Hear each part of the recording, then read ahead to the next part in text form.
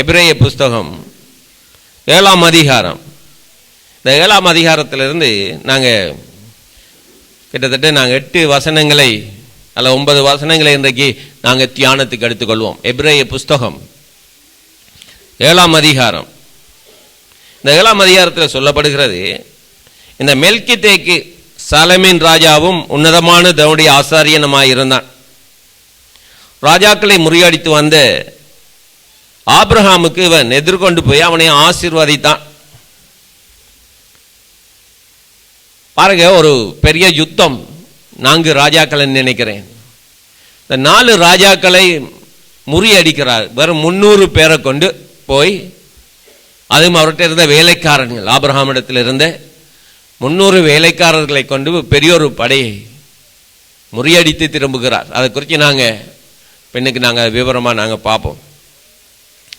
இவர் இப்படி 300 பேரோடு போய் அந்த ராஜாக்களை முறியடித்து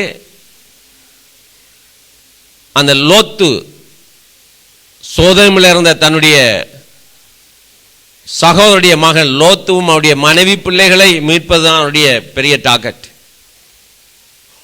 அதோடு சேர்ந்து அந்த தேசத்து மக்கள் எல்லாரையும் மீட்கிறார். மீட்டு அவர் திரும்ப முறியடித்து திரும்ப எல்லாத்தையும் எடுத்துட்டு திரும்ப வார நேரம் இந்த மெல்கிதேக்கும் சாலமீன் ராஜாவும் உன்னதமான தேவனுடைய ஆசாரியனுமாயிருந்தான். மெல்கிதேக்கு சாலமீன் ராஜாவும் உன்னதமான தேவனுடைய ஆசாரியன். அதாவது இவர் ராஜாவாக இருக்கிறார், அதே நேரம் ஆசாரியனாகவும் இருக்கிறார். ராஜாவாகவும் இருக்கிறார், அதே நேரம் ஆசாரியனுமாய் இருக்கிறார். அப்ப இவர் இந்த ராஜாக்களை முறியடித்து வந்த ஆபிரகாமுக்கு இந்த மெல்கிதேக் எதிர்கொண்டு போய் அவனை ஆசீர்வதித்தான். இது எவ்வளவு தூரம் ஆபிரகாமுடைய வாழ்க்கையில இந்த வாழ்த்துதல் அல்லது இந்த ஆசீர்வாதம் எவ்வளவு தூரத்துக்கு அவருடைய வாழ்க்கைக்கு தாக்கத்தை ஏற்படுத்தினது. அது எப்படி இன்றைக்கு நமக்காக சாபமாகி நமக்காக மரித்து நமக்காக உயிர்த்தெழுந்து நமக்காக எல்லாவற்றையும் செய்து முடித்த சபையில் இது எப்படி பெரியொரு தாக்கத்தை கொண்டு வந்திருக்கிறது என்பதை குறித்து தான் நாங்கள் இன்றைக்கு பார்க்க போகிறோம். அப்போ இந்த மெல்கிதேக்கு சாலமீன் ராஜா, சாலேம் என்றா சமாதானம், உன்னதமான தேவனுடைய ஆசாரியனுமாயிருந்தார். அது ஆங்கிலத்தில் போடப்படுது கிங் ஆஃப் பீஸ், சமாதானத்தின் ராஜா, த கிங் ஆஃப் ரைச்சஸ்னஸ், நீதியின் ராஜா. நீதி செய்கிறவன் ராஜாவாக இருக்க முடியும். ஆகையினால் தான் அவர் நீதியின் ராஜாவும் சமாதானத்தின் ராஜாவுமாயிருந்து இந்த ஆபிரகாம் ராஜாக்களை முறியடித்து வந்த அந்த நாளில் இந்த மெல்கிதேக்கு ஆபிரகாம் ஆசீர்வதிக்கிறதுக்கு போகிறார். எப்படி போய் ஆசீர்வதிக்கிறார், என்னன்னு சொன்னார், இது எப்படி இன்றைக்கு சபைக்கு இந்த ஆசீர்வாதம் அல்லது இந்த உடன்படிக்கை எப்படி இது நமக்கு வந்திருக்கிறது என்பதை இன்றைக்கு நாங்கள் பார்க்க போகிறோம். அதாவது இங்க அடுத்த 2வது வசனத்தை நாங்கள் பார்ப்போம். இவன் ஏன் ஆசீர்வதித்தான் என்று பார்த்தா, இவனுக்கு ஆபிரகாம் எல்லாவற்றிலும் தசம பாகம் கொடுத்தான். இவருடைய முதற்பராகிய மெல்கிதேக் என்பதற்கு நீதியின் ராஜா என்றும், பின்பு சாலமீன் ராஜா என்பதற்கு சமாதானத்தின் ராஜா என்றும் அர்த்தமாம். இந்த ஆபிரகாம் இந்த மெல்கிதேக்கு எல்லாவற்றிலும் தசம பாகம் கொடுத்தான். ஆபிரகாம் எல்லாவற்றிலும் தசம பாகம் கொடுத்தான். இவனுடைய முதற்பேராகிய மெல்கிதேக் என்பதற்கு நீதியின் ராஜா என்றும் சாலமீன் ராஜா என்றும் அர்த்தமா. சாலமீன் ராஜா என்பதற்கு சமாதானத்தின் ராஜா என்றும் அர்த்தமா. நீதியின் ராஜா, சமாதானத்தின் ராஜா. அல்லேலூயா. கிறிஸ்துவுக்குள்ள கர்த்தரங்களை தேவன் நீதியா மாற்றி இருக்கிறார். அல்லேலூயா. நாங்கள் நீதியின் ராஜா என்றும் சமாதானத்தின் ராஜா என்றும் நாங்கள் இன்றைக்கு நாங்கள் வந்திருக்கிறோம். அவருக்கு முன்பதாக நாங்கள் வந்திருக்கிறோம். அல்லேலூயா. ஆதியாகம புஸ்தகம் 14ஆம் அதிகாரம் 18 இருந்து 20 வசனங்கள். மெல்கிதேக் என்ன செய்கிறாருண்டா, இந்த ராஜாக்களை முறியடித்து வந்த ஆபிரகாமுக்கு ஆசீர்வதிக்கிறதுக்கு மெல்கித்தேக்கு வந்தார். ஆமென். இங்க புதிய ஏற்பாட்டில் இந்த ஆபிரகாம் எல்லாவற்றிலும் தசமபாகம் கொடுத்தான். இவருடைய முதற்பராகிய மெல்கித்தேக் என்பதற்கு நீதியின் ராஜா என்றும் சாலமின் ராஜா என்பதற்கு சமாதானத்தின் ராஜா என்றும் அர்த்தமாம். அப்ப இந்த சாலமின் ராஜாவாகிய இந்த மெல்கித்தேக்கு, சமாதானத்தின் ராஜாவாகிய இந்த மெல்கித்தேக்கு ஆபிரகாம் ஆசீர்வதிப்பதற்கு அப்பமும் திராட்சரசமும் கொண்டு வருகிறார். ஆமென். அப்பத்தையும் திராட்சரசத்தையும் கொண்டு வந்து ஆபிரகாம ஆசீர்வதிக்கிறார். ஆமென். அப்ப இந்த அப்பமும் திராட்சரசமும் ஒரு கவர்னன்ட், ஒரு பிளட் கவர்னன்ட், ஒரு இரத்த உடன்படிக்கை. அந்த இரத்த உடன்படிக்கைக்கு அடையாளமாக இருக்கிறது. அந்த உடன்படிக்கைக்கு அடையாளமாக இருக்கிறது இரத்த உடன்படிக்கை. அந்த உடன்படிக்கைக்கு அடையாளம் பிளட் கவர்னன்ட். கவர்னன்ட் சொன்னா ஒரு உடன்படிக்கை, ரெண்டு பேருக்கு இடையில கைச்சாத்தப்படுகிறதான ஒரு உடன்படிக்கை. அந்த உடன்படிக்கைக்கு உரியதான அப்பத்தையும் திராட்சரசத்தையும் கொண்டு வந்து ஆபிரகாம் ஆசீர்வதிக்கிறார். என்னென்று ஆசீர்வதிக்கிறார்?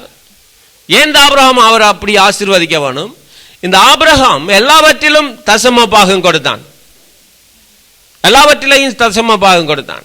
அதனால தான் இந்த ராஜாக்களை முறியடித்து இந்த ஆபிரகாம் வருகிற பொழுது இந்த மெல்கித்தேக்கு அந்த ஆசீர்வாதத்துக்கு அடையாளமான அந்த இரத்தத்தையும் அந்த திராட்சரசத்தையும் அப்பத்தையும் கொண்டு போய் ஆபிரகாமை ஆசீர்வதிக்கிறார். ஆமென். இந்த ஆபிரகாமை ஆசீர்வதிக்கிற நேரம் அந்த உடன்படிக்கையை கொண்டு வருகிறார். அந்த உடன்படிக்கை தான் இன்றைக்கு வரைக்கும் நாங்கள் சபையில நடப்பித்துக் கொண்டு வருகிறோம். ஆமென். உடன்படிக்கை என்ன? வெறுமனே உடன்படிக்கையில அவரும் ஆபிரகாமும் ஒரு உடன்படிக்கை பண்ணுகிறாங்க. நாங்க இன்றைக்கு பண்ணுகிறோம். இது என்னுடைய இரத்தத்தினாலாகிய புதிய உடன்படிக்கையா இருக்கிறது. ஆமென். இதை பானம் பண்ணும் போதெல்லாம் கர்த்தர் வருமளவும் அவருடைய மரணத்தை நீங்கள் தெரிவிக்கிறீங்க. கர்த்தர் வரப்போகிறார், வருமளவும் அவருடைய மரணத்தை தெரிவிக்கிற ஒரு பெரிய அடையாளம் இன்றைக்கு நமக்கு கொடுக்கப்பட்டிருக்கிறது. இந்த ஆபிரகாமுக்கு கர்த்தர் இந்த அடையாளத்தை கொண்டு வருகிறார். இந்த மெல்கித்தேக்கு வம்ச வரலாறு இல்லாதவன், தாய் தகப்பனே இல்லை. பைபிளை நீங்க பாப்பீங்களா? ஆபிரகாமுடைய வம்ச வரலாறு, இயேசுடைய வம்ச வரலாறு, எல்லா ராஜாக்களுடைய வம்ச வரலாறும் அங்கு பதிவாயிருக்கு. ஆனா இந்த மெல்கித்தேக்கு வம்ச வரலாறு இல்லையாம். இவர் யாருடைய மகன், இவர் யாருக்கு பிறந்தார், இவர் எப்ப மதிச்சார் என்ற வரலாறே இல்லையாம். ஏனில்ல, அவர் இயேசு கிறிஸ்துவுக்கு அடையாளமாய் இருக்கிறார், என்றென்றைக்கு நிலைத்திருக்கிறார். ஆமென். என்றென்றைக்கு நிலைத்திருக்கிற நீதியின் ராஜாவாய் சாலமின் ராஜாவாய் இருக்கிற அந்த மெல்கித்தேக்கு ஆபிரகாம ஆசீர்வதிப்பதற்கு அப்பமும் திராட்சரசத்தையும் கொண்டு வருகிறார். அப்பத்தையும் திராட்சரசத்தையும் கொண்டு வந்து ஆபிரகாம ஆசீர்வதிக்கிறார். என்ன ஆசீர்வாதம்? நீ எல்லாவற்றிலும் தசம பாகம் கொடுத்திருக்கிறார். ஆகையினால கர்த்தர் இன்றைக்கு உன்னோட ஒரு உடன்படிக்கையை பண்ணுகிறார். என்ன உடன்படிக்கை? உன்னை சபிக்கிறவர்களை சபிப்பேன், உன்னை ஆசீர்வதிக்கிறவர்களை ஆசீர்வதிப்பேன், நீ ஆசீர்வாதமாய் இருப்பாய். அல்லேலூயா. ஏற்கனவே 12ஆம் அதிகாரம் ஆதியாகமத்தில் சொல்லி முடிச்சிட்டார். இப்ப அவர் திரும்ப அந்த நினைவு கூறுதலை கொண்டு வருகிறார். எப்படி? அவருடைய உடன்படிக்கை கூடாக, அவருடைய இரத்த உடன்படிக்கை கூடாக அவர் எங்களுக்காக சிந்தின அந்த இரத்தத்தை அங்க கொண்டு வருகிறார். அந்த மெல்கித்தேக்கு ஆண்டவர் இயேசுவுக்கு அடையாளமாய் இருக்கிறார்.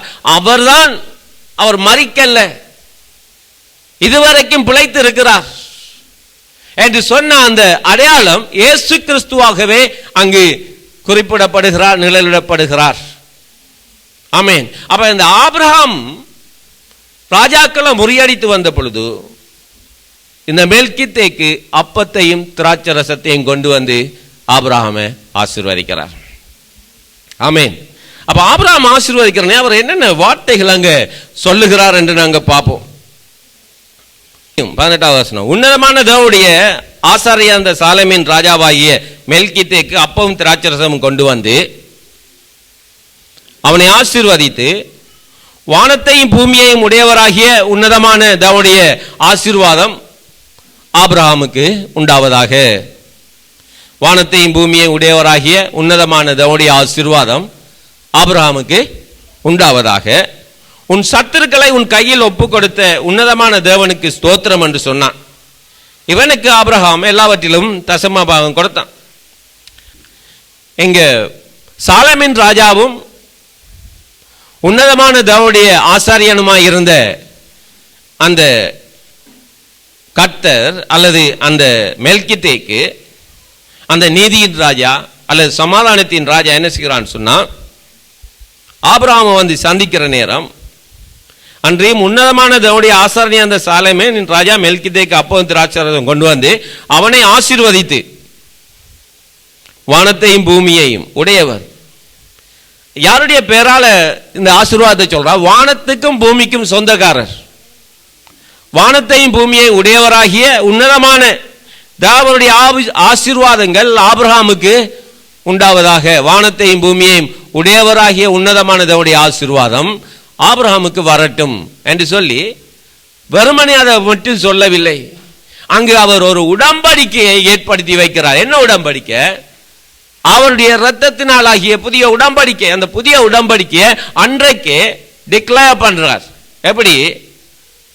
ஒரு உடன்படிக்கை, ஒரு இரத்த உடன்படிக்கை, ஒரு புதிய உடன்படிக்கை அந்த நாளையிலேயே ஆபிரகாமோடு செய்து முடிக்கிறார்.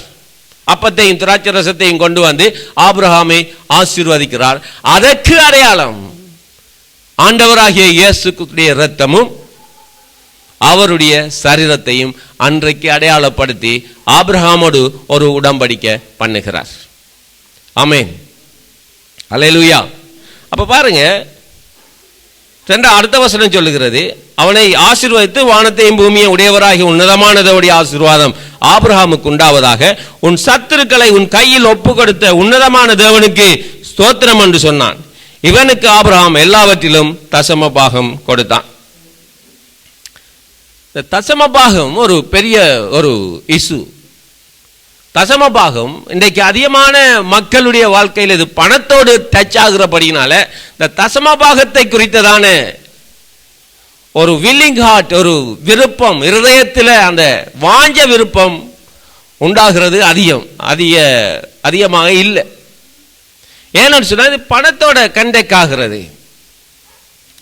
இங்க ஆபிரகாமுக்கு அவருடைய சகல ஆசீர்வாதத்திலும் அவருடைய சகல பெருக்கங்களிலும் எல்லாவற்றிலும் இந்த ஆபிரகாமுக்கு உடைய ஆசீர்வாதத்திலிருந்து இந்த மெல்கிதேக்குக்கு, சாலமேன் நீதியின் ராஜாவுக்கு, அந்த ஆசாரியனுக்கு தசம பாகத்தை கொடுக்கிறார். கொடுத்ததுனால தான் இந்த ஆபிரகாம் இப்படியே அந்த தசம பாகத்தையும் அவனுடைய எல்லாவற்றையும் அவன் கொடுத்து கொண்டு வந்தபடினால தேவன் ஆபிரகாமோட ஒரு உடன்படிக்கையை பண்ணுகிறார். என்ன உடன்படிக்கை அது? வானத்தையும் பூமியையும் உடையவராகிய உன்னதமான தேவனுக்கு, தேவனுடைய நாமத்துக்கு ஸ்தோத்திரம் உண்டாவதாக. வானத்தையும் பூமியை உடையவராகிய உன்னதமான தேவனுடைய ஆசீர்வாதம் சொல்லுங்க ஆபிரகாமுக்கு உண்டாவதாக. ஆமென். ஆபிரகாமுக்கு உண்டாவதாக என்று சொல்லி ஆசீர்வதிக்கிறார். இப்படி ஆசீர்வதித்த உடனே ஒரு கவர்னன்ட், ஒரு உடன்படிக்கை பண்ணிட்டாங்க. யாரு? இந்த மெல்கிதேக்கு ராஜாவும் நீதியின் ராஜாவும் ஆபிரகாமும் அப்பத்தையும் திராட்சரசத்தையும் வச்சு அதற்கு சாட்சியாக ஒரு உடன்படிக்கையை ஏற்படுத்துகிறாங்க. அந்த நாளிலேயே உடன்படிக்கை ஏற்படுத்தப்பட்டாயிற்று. என்ன? அவருடைய ரத்தமும் அவருடைய சரீரமும் உங்களுடைய வாழ்க்கையின் ஆசீர்வாதத்துக்கு கேரண்டி பண்ணுகிறது, உத்தரவாதத்தை கொடுக்கிறது. அதான் அந்த உடன்படிக்கை.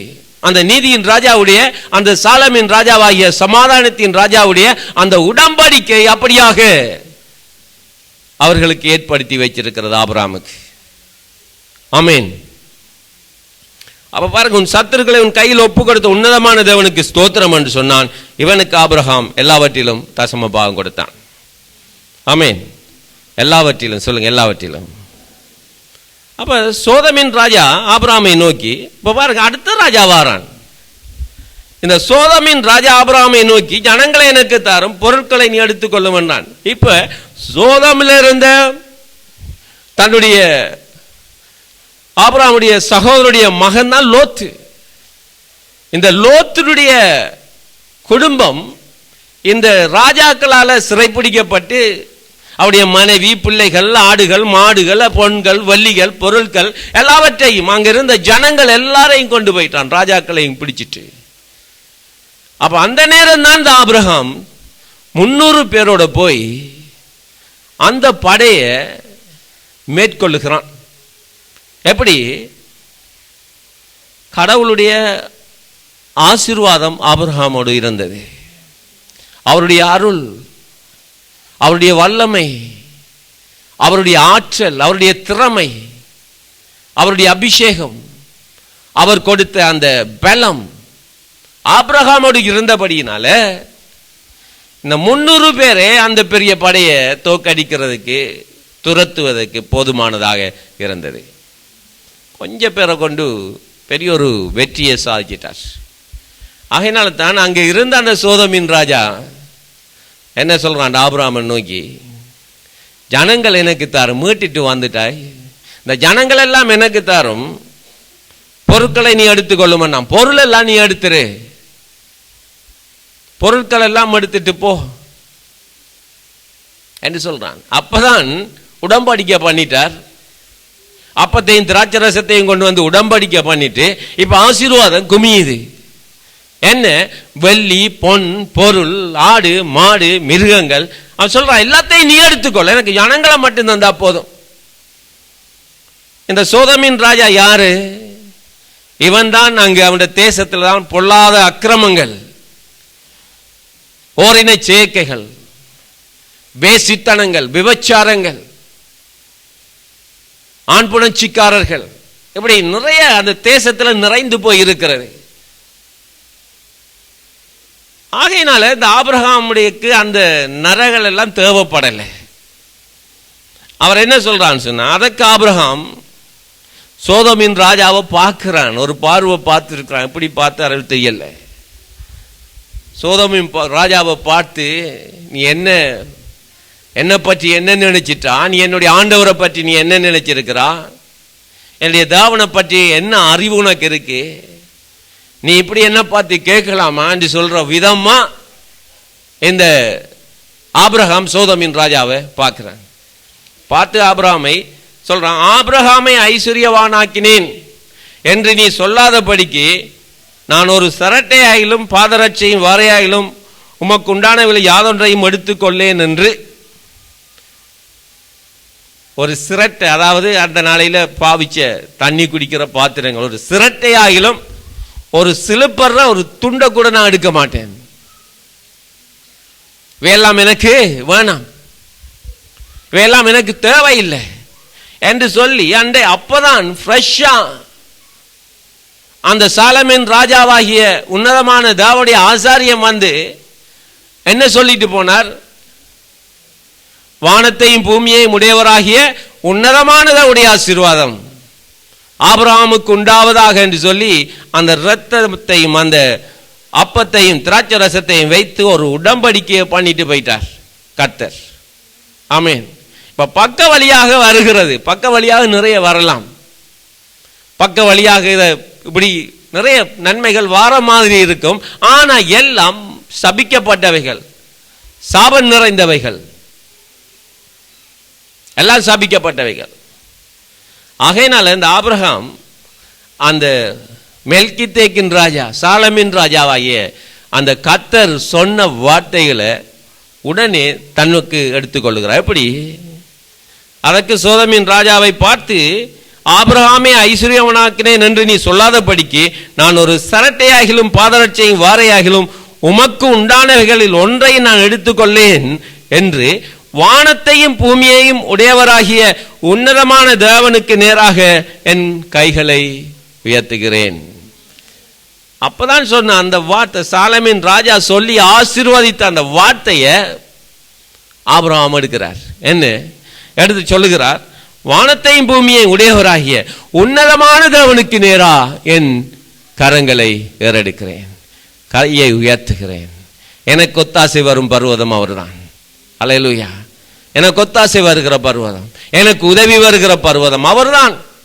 எனக்கு ஒத்தாசை வரும் பர்வதங்களுக்கு நேராய் என் கண்களை ஏறெடுக்கிறேன், வானத்தையும் பூமியையும் உண்டாக்கின கர்த்தரிடத்திலிருந்து எனக்கு ஒத்தாசை வரும். என் காலை தள்ளாட ஒட்டார், என்னை காக்கிறவர் உறங்கார். இதோ இஸ்ரவேலை காக்கிறவர் உறங்குவதும் இல்லை, தூங்குவதும் இல்லை. பகலில் வெயிலாயிலும் இரவில் நிலவாயிலும் என்னை சேதப்படுத்தாது. கர்த்தர் என்னை எல்லா தீங்குக்கும் விலக்கி காப்பார். கர்த்தரின் போக்கையும் வரத்தையும் இதுமுத கொன்று என்றென்றைக்கும் காப்பார். அப்ப பாருங்க, இந்த வார்த்தைகள் உன்னதமான தேவனை குறித்து அவர் அறிந்திருந்தபடினால என்ற கரத்தை நான் அவருக்கு நேராக உயர்த்துகிறேன். அவர்கிட்ட இருந்தா எனக்கு எல்லா நன்மைகளும் வரும். ஏன்னு சொன்னா இப்பதான் ஆண்டவர் என்னோட உடன்படிக்கை பண்ணியிருக்கிறார். அல்லேலூயா. அதனால தான் இந்த கலாத்தியர் 3 மரத்திலே தூக்கப்பட்ட எவனும் சபிக்கப்பட்டவன் என்று எழுதியிருக்கிறபடி கிறிஸ்து தாமே நியாயப்பிரமாணத்தின் சாபத்துக்கு என்னை நீக்கலாக்கி மீட்டுக் கொண்டார். ஏனெனில் ஆபிரகாமுக்குண்டான ஆசீர்வாதம் இயேசு கிறிஸ்து வழியாய் எனக்கு வரும்படியாக அப்படி ஆயிற்று. மரத்தில் தூக்கப்பட்டார். யாரு? இயேசு கிறிஸ்து, சாலமின் ராஜா, நீதியின் ராஜா, உன்னதமான தேவனுடைய குமாரன் மரத்திலே தூக்கப்பட்டார். ஆனால் தான் கலாத்தியர் சொல்றார், மரத்திலே தூக்கப்பட்ட எவனும் சபிக்கப்பட்டவன் என்று எழுதியிருக்கிறபடி கிறிஸ்து தாமே நியாயப்பிரமாணத்தின் சாபத்துக்கு என்னை நீக்கலாக்கி மீட்டுட்டார். ஏனெனில் ஆபிரகாமுக்குண்டான ஆசீர்வாதம் கிறிஸ்து இயேசு வழியாய் சபைக்கு வருவதாக. அல்லேலூயா. அதனால தான் சபை இன்றைக்கு வரைக்கும் இது இரத்தத்தினால் ஆகிய புதிய உடன்படிக்கை. இந்த உடன்படிக்கை நாங்கள் கை கொள்ளுகிறோம். எதுக்கு கை கொள்ளுகிறோம்? சாபத்திலிருந்து கர்த்தர் என்ன விடுதலையாக்கிட்டார், நோயிலிருந்து விடுதலையாக்கிட்டார், தரித்திரத்திலிருந்து விடுதலையாக்கிட்டார், குறைவிலிருந்து விடுதலையாக்கிட்டார், பலவீனத்திலிருந்து விடுதலையாக்கிட்டார், இல்லாமைகளிலிருந்து விடுதலையாக்கிட்டார், தோல்வியிலிருந்து விடுதலையாக்கிட்டார். எல்லாவற்றிலையும் இருந்து மரத்திலே தூக்கப்பட்ட எவனும் சபிக்கப்பட்டவன். எனக்காக அவர் சாபமானால் சபிக்கப்பட்டார். அவருடைய சாபமானபடினால நான் நீதியாக மாற்றப்பட்டிருக்கிறேன். நான் நீதியா வந்துட்டேன். கிறிஸ்துவுக்குள்ள நான் நீதிமானாக இருக்கிறேன். அதனால் தான் சொல்றார், நாங்கள் ஆசாரியர்கள், ஆசாரிய கூட்டம், பரிசுத்த ஜாதி, தேவனுக்கு சொந்தமான தானம், வாக்கு தத்தத்தின் பிள்ளைகள். ஆமென். பரிசுத்த ஜாதி, வாக்கு தத்தத்தின் பிள்ளைகள், தேவனுக்கு சொந்தமான ஜனம், ஆசாரிய கூட்டம், பரிசுத்த ஜாதி. எவ்வளவு டைட்டில்கள் நமக்கு வச்சிருக்கிறார் ஆண்டவர். ஆமென். இரத்தத்தினால ஒரு மீட்பு நமக்கு வந்திருக்கிறது. அல்லேலூயா. ஆகையினால தான் ஒரு கிறிஸ்தவ மகனுடைய வாழ்க்கையில இந்த ஆசீர்வாதங்கள், தேவனுடைய உடன்படிக்கையின் நன்மைகள், மரத்திலே தூக்கப்பட்டவனும், இயேசுதான் மரத்தில் தூக்கப்பட்டவர், நான் அல்ல. நான் போக வேண்டிய இடத்துல அவர் தூக்கப்பட்டார்.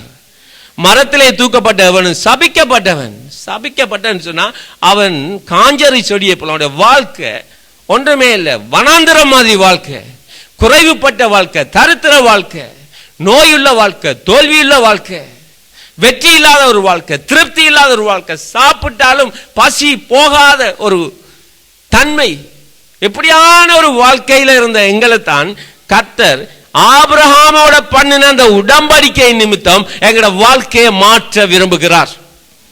சபையை விளங்கிக் கொள்ளுங்க. அது எப்படி மாறும்?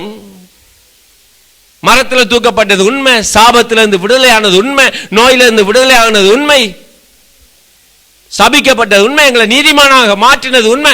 எல்லாம் உண்மையாக இருந்தாலும் இந்த பொருளாதார நன்மைகள் நம்முடைய வாழ்க்கையில வருவதற்கு, இந்த பொருளாதார ஆசீர்வாதங்கள் நம்முடைய வாழ்க்கையில வருவதற்கு ஆபிரகாமோடு ஒரு உடன்படிக்கை பண்ணி இருக்கிறார் தேவன். அந்த உடன்படிக்கையை தான் இயேசு கிறிஸ்து இன்றைக்கு நம்மளோடு சபையோடு செய்து வைத்திருக்கிறார். எதுக்குன்னு சொன்னா ஆபிரகாமுக்குண்டான நன்மைகள், ஆபிரகாமுக்குண்டான ஆசீர்வாதங்கள் நம்முடைய வாழ்க்கையில வருவதற்கு அவர் மரத்தில் தூக்கப்பட்டு சபிக்கப்பட்டு சாபமானார். சபையே, இன்றைக்கு உங்களோட வாழ்க்கை சிறந்து வர, உங்களுடைய பிள்ளைகளுடைய தேவைகள் சந்திக்கப்பட, உங்களுடைய வீட்டில் குறைவில்லாத ஒரு ஆகார பஞ்சம் இல்லாத ஒரு வாழ்க்கை, வஸ்திர குறைவில்லாத ஒரு வாழ்க்கை, இப்படியான ஒரு நன்மையான வாழ்க்கை நமக்கு வரணும்னு சொன்னா எங்களோட வாழ்க்கையில தசமபாகம் கொடுக்கிறது பெரிதான ஒரு உண்மை. நீங்க கொடுத்து பாருங்க.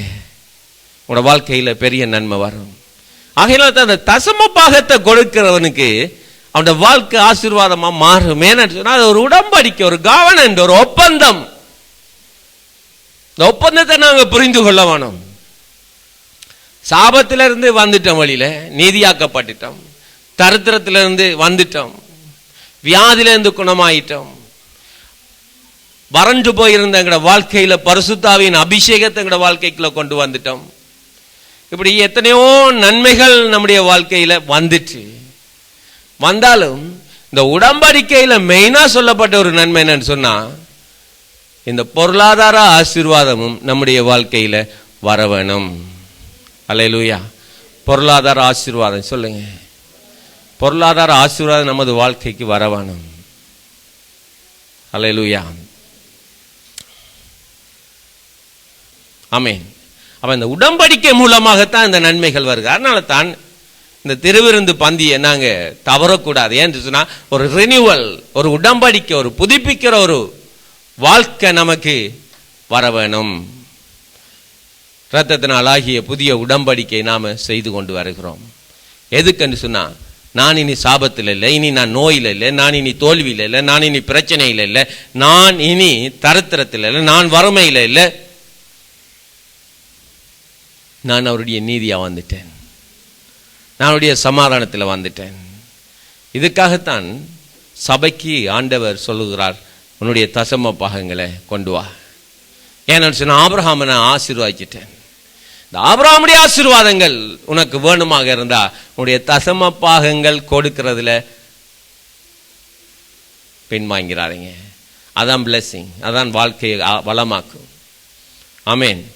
இப்போ பாருங்க, பலன் இல்லாதவர்களுக்கு பலன் கொடுக்கிறவர், சத்துவம் இல்லாதவனுக்கு சத்துவத்தை கொடுக்கிறவர். அதனால பலன் இல்லாதவனை பலப்படுத்துவர், சத்துவம் இல்லாதவனை சத்துவத்தை கொடுக்கிறவர். இப்படியான கர்த்தர் நம்மளோடு ஒரு உடன்படிக்கையை பண்ணி வைத்திருக்கிறார். அதனால தான் அந்த வனாந்தரத்தில் வர நேரமே அங்கு ரெண்டு மலை, ஒன்று ஆசீர்வாதத்தின் மலை, இன்னொன்று சாபத்தின் மலை. அந்த மக்கள், அந்த இஸ்ரவேல் ஜனங்கள் எல்லாம் அங்கு வந்து அந்த வனாந்தரத்தில் வர நேரம் கட்டளை எல்லாம் கொடுக்கப்பட்டாயிற்று. கொடுக்கப்படுகிற நேரம் அங்கு ரெண்டு குரூப் ஜனங்களை ஆசீர்வாதத்தின் மலை பகுதியாகவும் சாபத்தின் மலை பகுதியாக நிறுத்தி இந்த மோசே சொல்ல வைக்கிறார். இந்த ஆசீர்வாதத்தின் மலையில, இந்த ஆசீர்வாதத்தின் மலை வந்து ஆபிரகாமுடைய வித்தாகிய சாராள் வழியாக வந்த இயேசு கிறிஸ்து. ஆமென். அதான் அந்த ஆசீர்வாத மலை. சாபமலை அங்கு ஆகார் வழியாக வந்த ஏசாம் இஸ்மவேல் மூலமாக வந்த அந்த வழி புத்திரர்கள் சாபத்தின் வழியா வந்தவர்கள். இது நீதியின் வழியா வந்தது, அது அநீதியின் வழியா வந்த ரெண்டு பவர் இன்றைக்கு உலகத்தில் நின்று கொண்டிருக்கிறது, இருளும் ஒளியும். ஆகையினால் தான் இந்த சீனாய் மலையில உண்டானது அந்த சாபத்தின் கிரியைகள். ஆனா சியோன் மலையில ஆசீர்வாதத்தின் கிரியைகள் உண்டாகி இன்றைக்கும் கர்த்தருடைய பிள்ளைகளுக்கு அது தொடர வேணும் என்று சொல்லி அன்றைக்கே ஆண்டவர் ஏற்கனவே இந்த உடன்படிக்கையை பண்ணி வச்சிட்டார். அல்லேலூயா. இந்த உடன்படிக்கை தான் பெரிய ஒரு வெற்றியை நம்முடைய வாழ்க்கையில கொண்டு வரும். அப்ப பாருங்க, இவனுக்கு ஆபிரகாம் எல்லாவற்றிலும் தசம பாகம் கொடுத்தான். இவனுடைய முதற்பராகிய மெல்கிதேக் என்பதற்கு நீதியின் ராஜா என்றும் சாலமின் ராஜா என்பதற்கு சமாதானத்தின் ராஜா என்றும் அர்த்தமாம். அப்ப பாருங்க, எங்களோட வாழ்க்கையில நாங்க எது உழைச்சாலும் சரி, ஒரு சிறு பகுதியா இருக்கலாம், பெரிய பகுதியா இருக்கலாம், தசம பாகம் கொடுக்கிறது ஒரு பிபிலிக்கல் ரூல்ஸ், ஒரு ஒழுங்கு, வேத வார்த்தையின் ஒழுங்கு.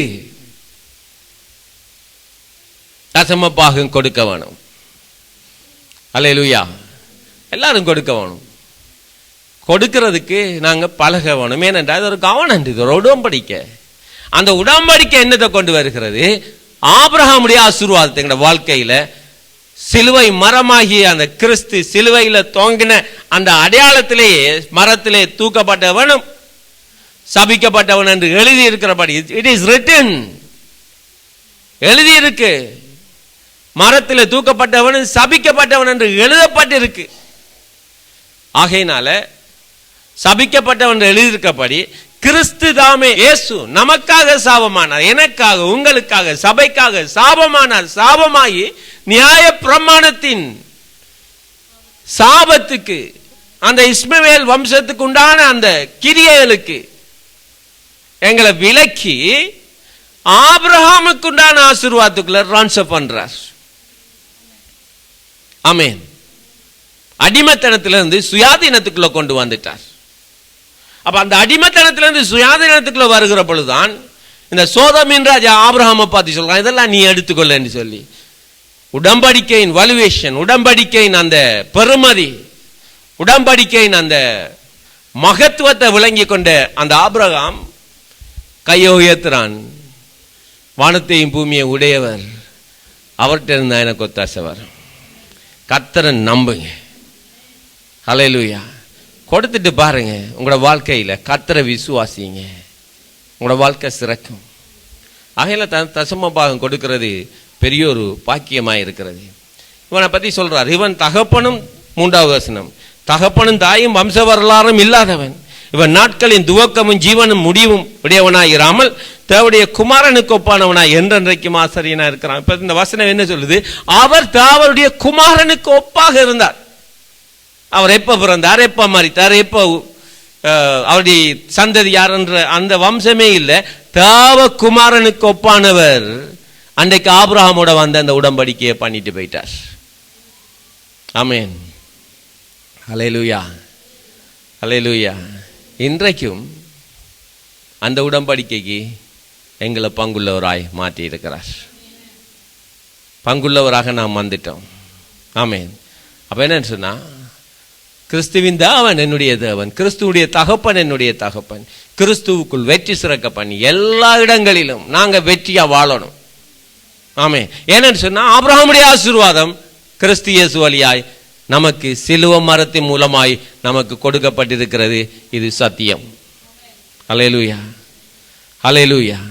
இது சத்தியம். மரத்தில் தூக்கப்பட்ட எவனும் சபிக்கப்பட்டவன் என்று எழுதியிருக்கிறபடி கிறிஸ்து எனக்காக சாபமாகி நியாய பிரமாணத்தின் சாபத்துக்கு என்ன நீக்கலாக்கி விட்டுட்டார் சபையை. நியாய பிரமாணத்தின் சாபம் இனி நமக்கு இல்லை.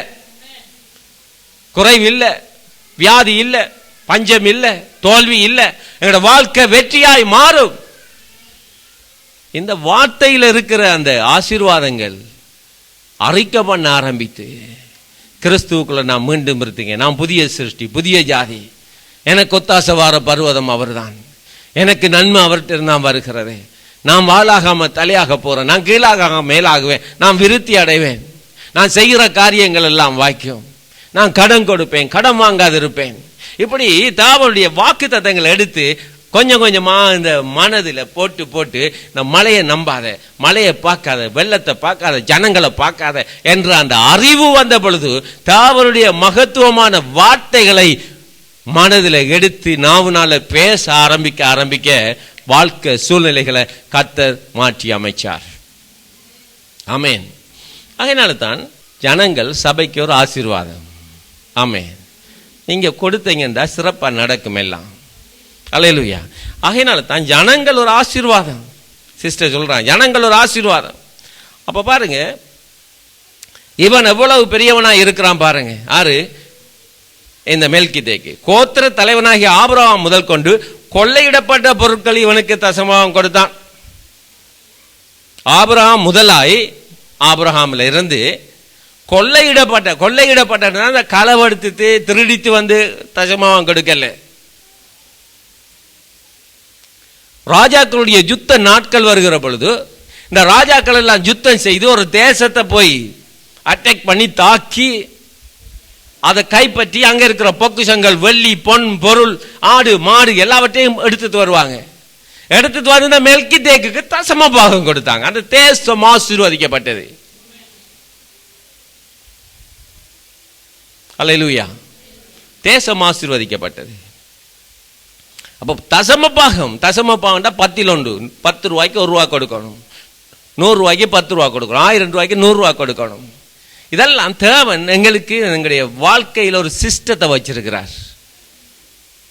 மரத்தில் தூக்கப்பட்டவனும் சபிக்கப்பட்டவன் என்று எழுதியிருக்கிறபடி கிறிஸ்து தாமே நியாயப்பிரமாணத்தின் சாபத்துக்கு நீக்கலாக்கி நம்மை மீட்டு கொண்டு ஆபிரகாமுக்கு உண்டான ஆசீர்வாதம்.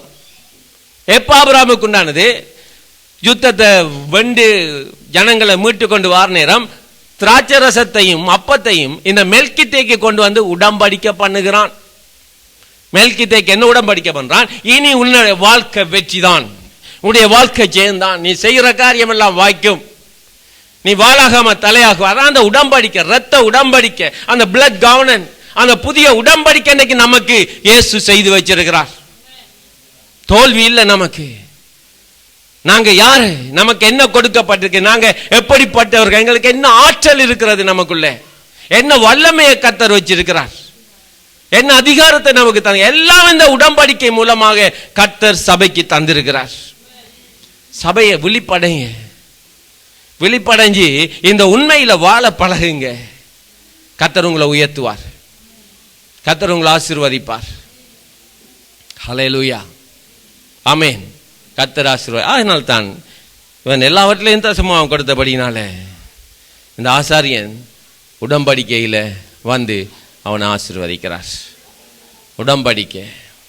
உடம்படிக்கைன்னு சொன்னால் ஏதோ ஒன்று இல்லாமல் உடம்படிக்கை செய்ய முடியாது. அந்த உடம்படிக்கைக்கு மத்தியஸ்தர் இயேசுவாக இருக்கிறார். இன்றைக்கு என்னையும் பிதாவோடு ஒப்புரவாக்குறதுக்கு அவர் ஒரு உடம்படிக்கையை வச்சிருக்கிறார். அதுதான் அவருடைய ரத்தம். என்னுடைய ரத்தத்தை பாரு, என்னுடைய காயங்களை பாரு, நான் பட்ட அடிகளை பாரு, வேதனையை பாரு. ஆண்டவரே, இந்த மகன் பாவம் செய்யாதவன், பாவம் எல்லாம் நான் என்னுடைய சிலுவையில் எடுத்துட்டேன், நான் என்னுடைய தோளில் எடுத்துட்டேன், நான் என்னுடைய சர்வத்தில் ஏற்றுக்கொண்டேன். அவன் பட வேண்டிய அடி, அவன் பட வேண்டிய வாடு, அவன் பட வேண்டிய ஆக்கினை, அவன் பட வேண்டிய தரித்திரம், அவனுடைய நோய் எல்லாவற்றையும் நான் என் மேலே ஏற்றுக்கொண்டுட்டேன். இப்ப பாருங்க ஆண்டவரே, இந்த கிருபாசனத்தை இன்றைக்கு முன்னுக்கு வருகிறார். கிருபாசனத்தண்டை, கிருபாசனம் என்ன? அந்த கிருபாசனம் என்ன சொல்லுமாம்? அந்த ஆசாரிப்பு கூடாரத்தில் இருக்கிற கிருபாசனம் பேசுமாம். மனுஷன் அக்கிரமம் பண்ணுகிறான், பாவம் பண்ணுகிறான், உன்னுடைய ஜனங்கள் இப்படியாக ஏழா காரியங்களை பண்ணி கொண்டு இருக்கிறாங்க என்று சொல்லி அந்த கிருபாசனத்தில் இருந்து சத்தம் அவனை நோக்கி போகுமாம். அந்த நேரம் தான் அந்த பழைய ஏற்பாட்டு அந்த உடம்படிக்கை நிமித்தம் அவர்கள் ஒரு ஆடையாவது மாட்டையாவது அது வெட்டி அதை அதனுடைய இரத்தத்தை எடுத்து அதை பலியிட்டு அந்த இரத்தத்தை எடுத்து ஆசாரியன் அந்த கிருபாசனத்தை அந்த பெட்டிக்கு போய் அந்த இரத்தத்தை அதுக்கு மேல தெளிப்பானாம், ஊற்றுவான். அந்த கிருபாசனம் அப்படியே அமருமாம், சத்தம் போடாதாம். பாவம் மன்னிப்பு உண்டாயிற்று, ஜனங்களுடைய அக்கிரமங்களுக்குரிய நிவர்த்தி வந்துட்டு என்று சொல்லி அந்த கிருபாசனத்தில் அண்டையிலிருந்து சத்தம் பெறாராம். ஆகையினால தான் அந்த இயேசு தன்னுடைய இரத்தத்தை எடுத்து அவருடைய காயங்கள், அவருடைய ரத்தம், அவருடைய ரத்தத்தை எடுத்து அங்கு பிதாவண்டைக்கு போய் அந்த கிருபாசன தண்டையில கொண்டு போய் அந்த ரத்தத்தை ஒப்பு கொடுத்துட்டார் சபையே. இன்னைக்கு அந்த ரத்தம் நன்மையானவைகளை பேசிக் கொண்டிருக்கிறது.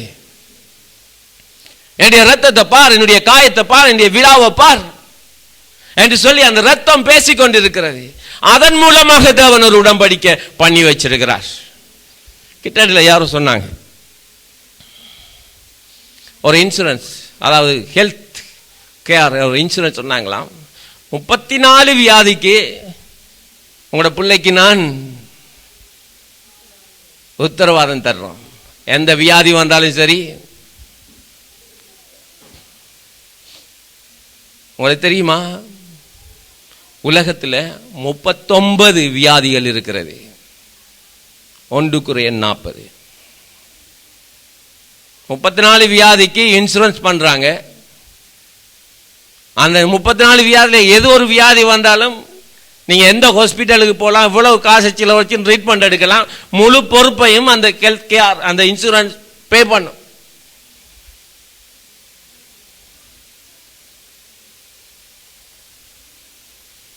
முப்பத்தொன்பது வியாதிகளுக்கும் 39 சாபங்களுக்கும் 1-39 அடிகள் இயேசுடைய முதுகுல, விழாவில, காலில், முகத்தில, தலையில, எல்லா இடமும் அவர் நாங்கப்பட வேண்டிய பாடுகள், அடிகள் எல்லாம் பட்டு நியாய பிரமாணத்தின் சாபத்துக்கு நம்ம நீக்கலாக்கி போட்டார்.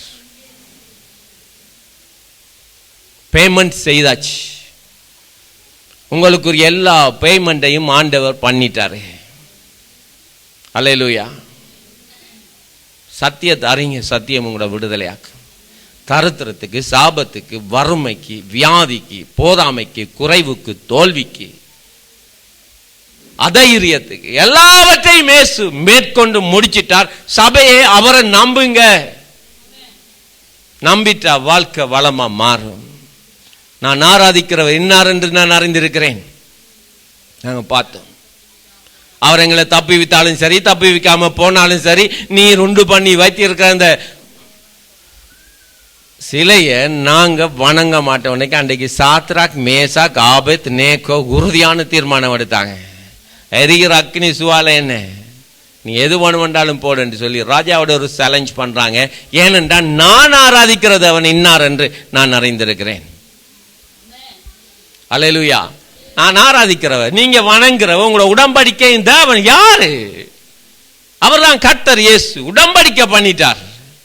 மெல்கிதேக்கு அங்கு ஆபிரகாமோட உடன்படிக்கை பண்ணிட்டார். அதை இன்றைக்கு இயேசு கிறிஸ்து வழியாக ஆபிரகாமுக்கு கொடுத்த அனைத்து நன்மைகளையும் சபைக்கு இன்றைக்கு கடத்தி கொண்டிருக்கிறார். சபையை தெளிவடைங்க, சபையை விழிப்படைங்க, சபையை எழும்பி பிரகாசிங்க. ஆபிரகாமுக்கு உண்டான அனைத்து நன்மைகளும் கிறிஸ்து இயேசு வழியாய் மரத்திலே தூக்கப்பட்ட எவனும் சபிக்கப்பட்டவன் என்று எழுதியிருக்கிறபடி இயேசு கிறிஸ்து எல்லாருக்காகவும் சாபமாகி நியாய பிரமாணத்தின் சாபத்துக்கு எங்களை நீக்கலாக்கி மீட்டிட்டார். ஏனென்றால் ஆபிரகாமுடைய நன்மைகள் அனைத்து ஆசீர்வாதங்களும் சபைக்கு இயேசு மூலமாய் வர வேணும் என்று சொல்லி இன்றைக்கும் சபை அந்த உடன்படிக்கையை நினைவு கொண்டு கொண்டிருக்கிறது. அல்லேலூயா. அதான் வெற்றியான ஒரு வாழ்வு, ஜெயமான ஒரு வாழ்வு, சிறப்பான ஒரு வாழ்வு, குறைவில்லாத வாழ்வு, விருத்தி அடைகிற ஒரு வாழ்வு, நன்மை உண்டாகிற வாழ்வு. உங்களுடைய சந்ததி, உங்களுடைய வம்சம், வேதம் சொல்லுகிறது, உன் சந்ததி மேல் என் ஆவியையும் உன் சந்தானத்தின் மேல் என் ஆசீர்வாதத்தையும் ஊற்றுவேன், அதனால் அவர்கள் ஓங்கி வளருவார்கள். எங்கிருந்து? நெற்கால் ஓரத்தில் நாட்டப்பட்ட அலறி மரத்தை போல கொழுப்பா சிறப்பா இருப்பீங்க என்று சொல்லி அந்த ஏசாயா தீர்க்கதரிசி சொல்லுகிறார். ஆமென். அப்படியாக இருந்தா உங்களை குறித்து அவருடைய ஒரு பிளான், அவருடைய பர்பஸ், அவருடைய திட்டம், அவருடைய நோக்கங்கள் பெரிதாக இருக்கிறது, பெரிதாக இருக்கிறது. எங்களுடைய மனதை செட் பண்ணுங்க, எங்களுடைய எண்ணங்கள், நினைவுகளை அதற்குள்ள கொண்டு வாங்க. எதற்குள்ள? கடவுளுடைய வார்த்தைக்குள்ள கொண்டு வாங்க. அதை நம்புங்க, அதை விசுவாசிங்க. அப்பதான் தேவனுடைய அனைத்து நன்மைகளும் நமது வாழ்க்கையில வந்து நமக்கு பலிக்கும். ஏனென்று சொன்னால் அவர் உடன்படிக்கை பண்ணி வச்சிருக்கிறார். அல்லேலூயா. மெல்கிதேக்கு வெறுமனே அப்பத்தையும் திராட்சரசத்தையும் கொண்டு வந்து உடன்படிக்கை பண்ணினார். ஆனா இயேசு அவருடைய சரீரத்தில் இருந்த இரத்தத்தையும் அவருடைய சரீரமாகிய மாம்சத்தையும் எடுத்து இன்றைக்கு ரியலா ஒரு உடன்படிக்கையை பண்ணி வச்சிருக்கிறார். ஆமென். அல்லேலூயா. பண்ணிட்டு சொல்றார், உன்னுடைய தசம பாகங்களை கொடு. ஆபிரகாமை பார், அவருடைய மனைவி செத்துட்டா. வயது சென்று, நான் நினைக்கிறேன் 110 வயதுல மரிச்சான்னு நினைக்கிறேன். வயது சென்று செத்த உடனே இந்த ஆபிரகாம் அடக்கம் பண்றதுக்கு ஒரு கல்லறை இல்லை. நிறைய பிரச்சனையை போய் கொண்டிருக்கு. ஆனா ஆபிரகாம் சொல்றார், எனக்கிட்ட பணம் இருக்கு. ஏத்தின் புத்திரர்கிட்ட போறார், என்னுடைய மனைவி மறிச்சிட்டா, இந்த பிரதம் என்ற கண்ணுக்கு முன்னால் இருக்காதபடிக்கு இதை அடக்கம் பண்ணதுக்கு எனக்கு ஒரு இடம் வேணும். ஏத்தின் புத்திரர் எல்லாரும் வந்து சொல்றாங்க, ஆபிரகாம் பார்த்து, நீ மகா பிரபுவாய் இருக்கிறீர், நீ மகா பெரிய பிரபு. மகா பிரபுன்னு சொன்னா the Lord of Lord, எல்லா பிரபுக்கும் பெரிய பிரபு அவர் தான் ஆபிரகாம்.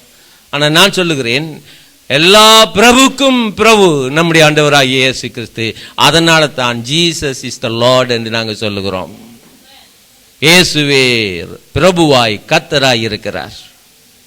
ஆமென். அவர் தான் பெரிய பிரபு.